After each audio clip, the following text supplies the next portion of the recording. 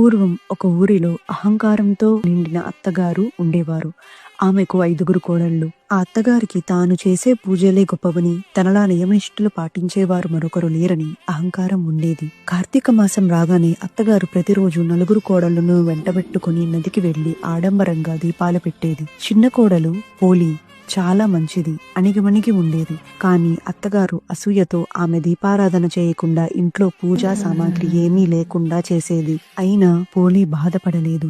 ఆమె భక్తికి ఏ ఆటంకం ఉండదని నిర్ణయించుకుంది. పత్తి కోసం పెరటిలో పత్తిని, దీపం కోసం పెరటిలోని మట్టితో దీపాన్ని చేసి, నూనె కోసం చల్ల చిలికిన కవ్వానికి అంటిన వెన్నను సేకరించి, బావి దగ్గర స్నానం చేసి, నియమనిష్టలతో నిస్వార్థ భక్తితో తన దీపాన్ని వెలిగించేది. అత్తగారి కంట పడకుండా ఆ దీపంపై మేదర బుట్టను బోర్లించేది.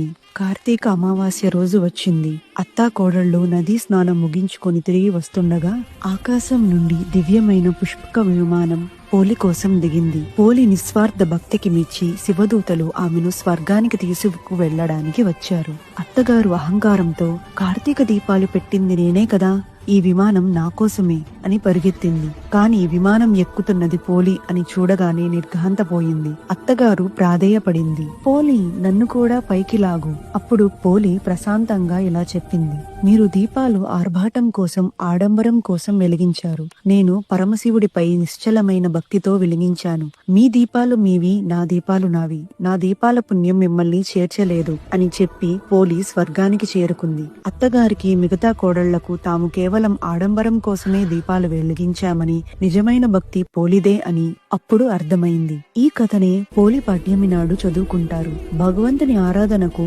ఆర్భాటం, అహంకారం ముఖ్యం కాదు. నిష్కలమైన నిస్వార్థమైన భక్తి మాత్రమే ముఖ్యం. Download ShareChat.